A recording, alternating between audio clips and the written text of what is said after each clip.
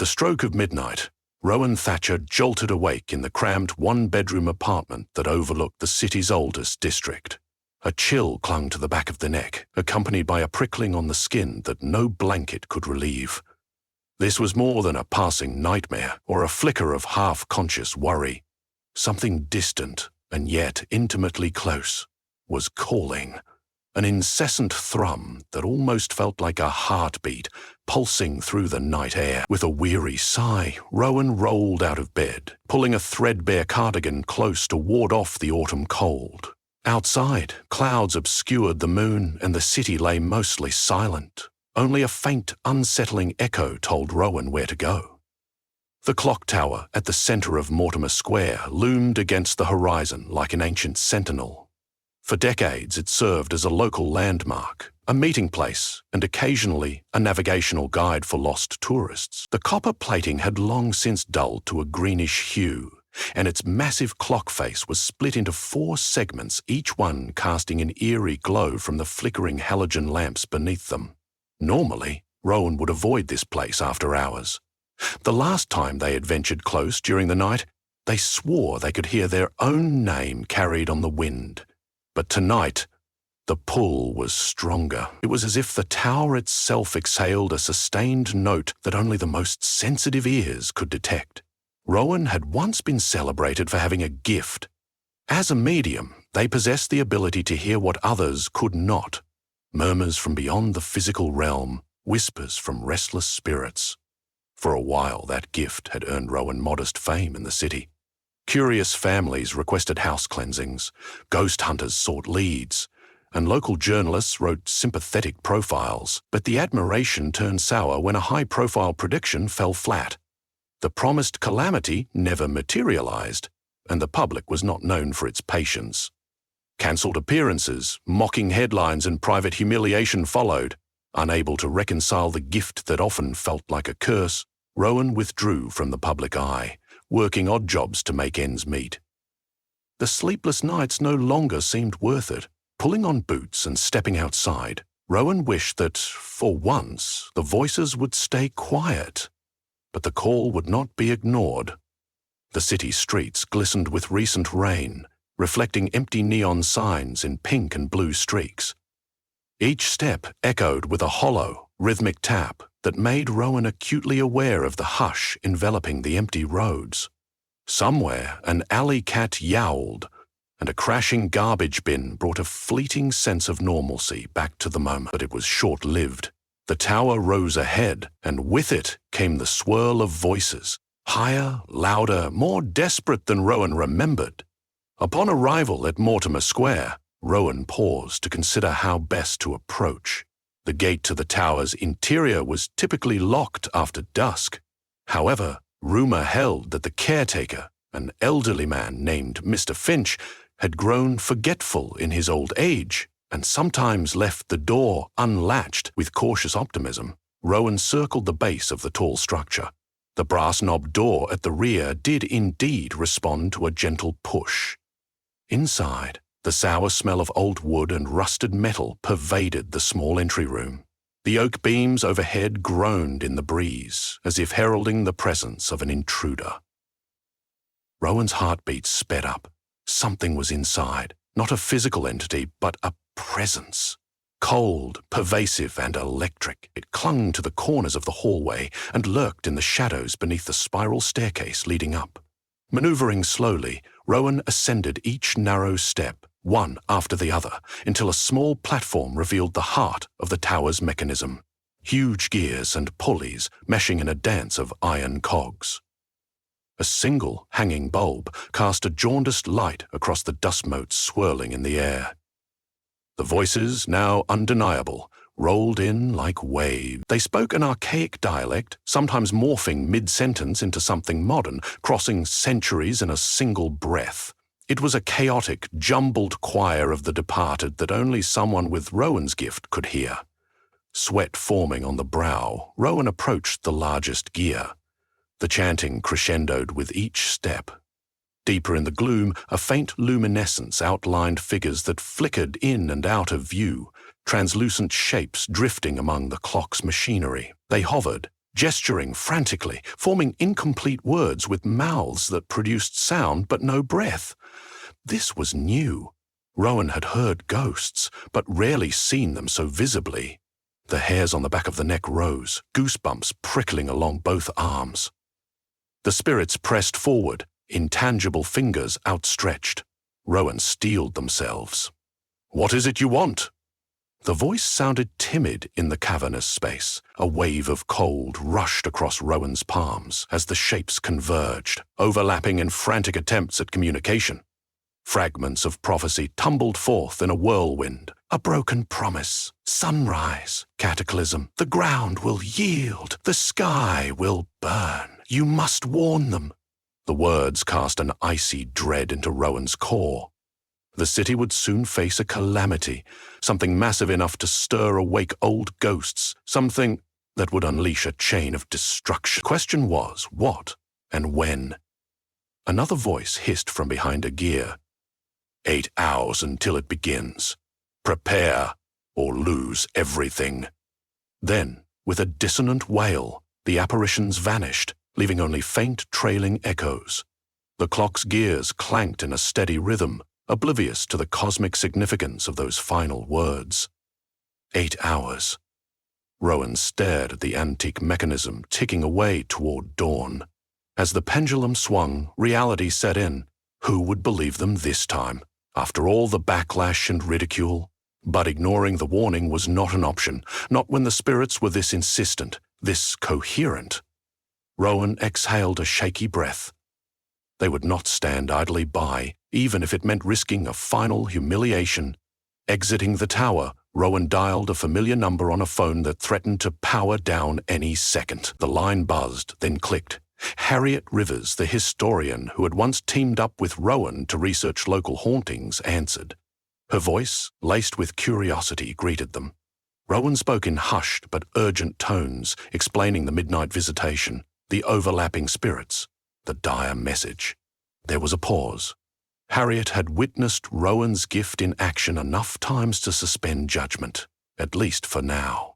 With a sigh, she invited Rowan to her office in the city archives 2 blocks away. Perhaps they could dig up something about the tower's past that would offer clues. Rowan found Harriet waiting at the entrance, hair in a haphazard bun, wearing a long coat over pajamas. She guided Rowan through dimly lit aisles of old maps, records, and diaries. Fluorescent lights buzzed overhead. Harriet typed into a database. Cross-referencing disasters, weird happenings, and Clocktower anomalies. Her glasses slid down her nose and she adjusted them every few minutes, tapping her foot impatiently. "This is interesting," Harriet murmured, scanning a decades-old ledger. "There have been multiple recorded incidents where the Clocktower apparently predicted events. Floods, fires, not to mention smaller-scale tragedies. Witnesses claimed the clock's chimes sounded different, or the hands moved erratically right before something happened." She paused, turning a page. "But look here. There's a notation about a local medium back in 1923 who insisted the tower spirits warned of a collapsing bridge. They were disregarded, and the tragedy happened exactly as described. That medium was also ridiculed until the event took place." Rowan scanned the yellowed page. The parallels were unmistakable. Harriet's voice became hushed. "You think we're dealing with the same phenomenon? The countdown to a major event?" Rowan's eyes traced over scribbled lines of old script. "Yes, they said something about 8 hours. Less now. If we do nothing, it'll be dawn soon, and then who knows what's coming? Earthquake? Firestorm?" The spirits only gave fragments, but it sounded catastrophic. Harriet closed the ledger gently. "We should gather more facts, but time's short. Let's make an educated guess. The city could be facing an infrastructure collapse. Our municipal records show the subway tunnels under the old financial district have been structurally unsound for years, especially with the recent construction up above. If any shift occurs, it could cause a partial cave-in." Rowan nodded. "A cave-in would match the phrase I heard. The ground will yield, but they also mentioned the sky will burn. Could it be something else? A gas leak that leads to an explosion. Shaking her head blearily, Harriet motioned to a dusty row of topographical charts. It could be both. A structural collapse that triggers a ruptured pipeline, igniting a major blaze. Or an older building that's on the brink of failing. The city's full of archaic structures that are borderline dangerous. The Clocktower's warnings have historically been about events within a specific radius. Let's try to pinpoint potential targets in a half-mile circle around Mortimer Square. They pored over the chart with a pencil and a ruler, carefully conjuring possibilities for imminent disaster. Harriet circled 3 sites that were historically prone to accidents or had vulnerabilities. A decaying hospital wing, an abandoned factory rumoured to store chemicals, and an overpass pegged for future demolition. Any one of these could be significant enough to unleash serious chaos, yet only one location resonated with the sense of scale implied by the ghostly warnings. The old factory near the canal, scheduled for demolition next year, rumoured to contain old industrial solvents. If something triggered an explosion there, it would be unstoppable in minutes. That place is a festival of hazards, Harriet said, grimacing. We'd better check it out. Reluctant to cause mass panic, but more hesitant to remain silent, Rowan decided the best course was to contact the authorities discreetly. Harvey Mendez, a detective Rowan had once assisted, would be the logical choice. Someone open-minded, yet practical. Before stepping outside into the biting cold, Rowan dialed Mendez's number. After some sleepy confusion, he listened to the hurried explanation. "You want me to mobilize emergency services based on ghost warnings?" he asked in a measured tone. "I'm not saying I don't believe you, but I can't risk my job without some evidence." He promised to keep his phone on and to check out anything suspicious. That was a start. While Harriet went off to collect her car, Rowan stood under a flickering streetlight, haunted by the memory of those apparitions. Their panic had been palpable. The night offered no comfort, only the unwavering hush preceding a storm. In that silence, Rowan could almost hear the tower's old bell, though it had not rung in months. With a steadying breath, Rowan climbed into Harriet's car, and together they sped toward the old factory. The perimeter fence, topped with barbed wire, was unguarded. During the day, squatters and teenage thrill-seekers occasionally snuck in. At night, the place was a labyrinth of rotted floors and half-rusted machinery. Lights from the car cut through swirling fog as Harriet parked beside a sagging chain-link gate. The building itself loomed like a forgotten giant. Cracked windows, scorched brick walls, and ominous graffiti greeted them. It might have been a slice of the city that time forgot, if not for the foul stench that pervaded the air. Pushing through a loose section of fence, they approached cautiously. The stars were swallowed by black clouds, leaving only the faint glow of Harriet's flashlight. The entry door to the main warehouse was broken off its hinges, the interior a vast expanse of darkness dotted with toppled metal shelves and leaking pipes. Every creak of the floor echoed like thunder. Tiny rivulets of water from the recent rain trickled across the concrete, merging into larger puddles. Rowan paused, recognition flickering. That distinct electric tingle, like static, dancing on the arms, announced the presence of something supernatural. "They're here," Rowan whispered. Lights flickered overhead, though the building had no power. Harriet watched, wide-eyed, as a faint glow shimmered around a collapsed partition. Several ghostly figures materialized, repeating the cryptic warning, "The ground will yield, the sky will burn." Their urgency nearly overwhelmed Rowan, who felt the jarring weight of their pleas. Through the swirl of luminescent half-formed shapes, Rowan caught sight of a flicker deeper in the factory, a pale, dancing glimmer akin to an open flame. "There's something in the back," Rowan said, pointing. Stepping around broken pallets and jagged shards of glass, they followed the flickering light. An old boiler room lay ahead and rust covering massive metallic cylinders. Steam hissed from cracked pipes in sporadic bursts. As Harriet shone the flashlight across the area, They both froze at the sight of fresh footprints in the dust. Someone else was here. The footprints led behind a heavy steel door, from beneath which a faint glow leaked out. Swallowing hard, Rowan and Harriet exchanged worried glances before Harriet gently pushed the door open. In the cramped space stood a series of old chemical drums, many marked with corroded hazard labels. The stench was intense, stinging their nostrils. A tall figure was hunched over one of the drums, fiddling with something that cast a flickering brilliance across his features. He wore a long coat and had a wild look in his eyes. At the sight of Rowan and Harriet, he jerked upright, dropping a lighter that clanked ominously on the concrete floor. "What do you want?" The man's voice was taut, teetering between fear and rage. Harriet took a small step forward.